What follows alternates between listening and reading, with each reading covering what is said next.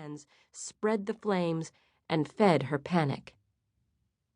The warlag's body shifted again, rolling toward her, and she jerked back in horror. Moons of mercy, were the dead rising to claim her? But the sudden movement sent a black wash of pain over her head, and she could barely see where the shadows of brush beckoned.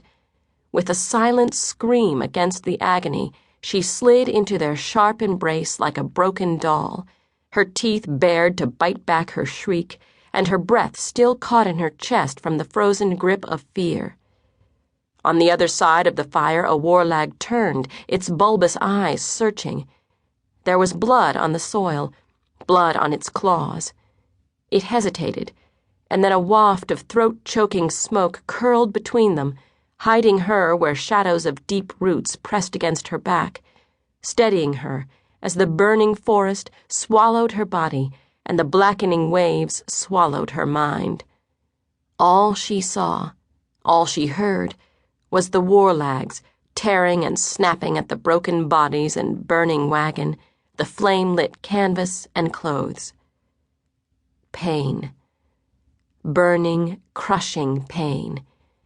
She crawled, cringing under the brush, clinging to the gray shadow of the wolf that urged, carried, dragged her on. This way. Through here.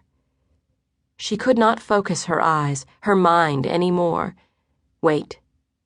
Duck. There was blood on her hands, her clothes, her face. Hurry.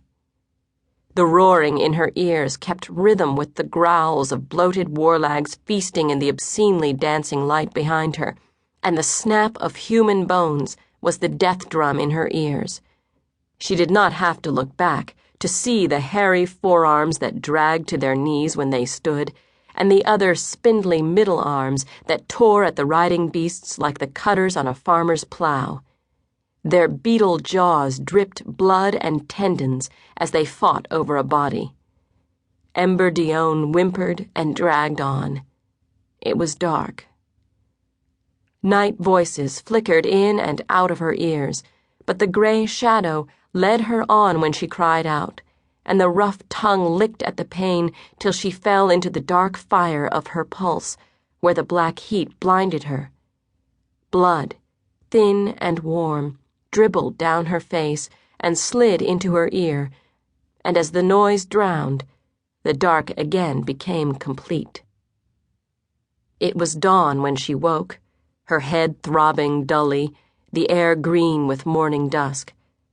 Her slender body was curled in the growth of a deadfall, her gashed legs stretched stiffly out to one side, and her black hair tangled in the twigs.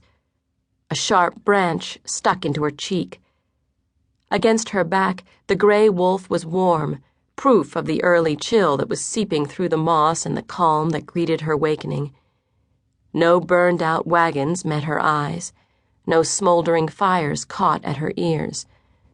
Just the blood that stiffly soaked her clothes and the pain that killed her thoughts. And she remembered. Her brother, Ram, torn apart like a bird under the warlag's raging jaws.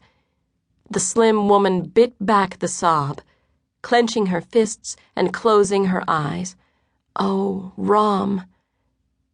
She forced her eyes to see again, forced her mind to admit she had seen him die. The warlags. She had seen him fall, slashing and cutting with his sword under the force of the beasts that tore him apart, while Gray Hishn ripped at a monster's black carapace. And then the warlags closed in, and the wolf jumped clear, and her twin, he was gone. Just like that. Dead. Ram, the merchant, the guards, everyone, she told herself harshly, everyone dead but her. Her throat grew tight against the agony that racked her like a rising storm shaking a fragile house, and she pushed the thoughts away, curling closer into the wolf's thick fur.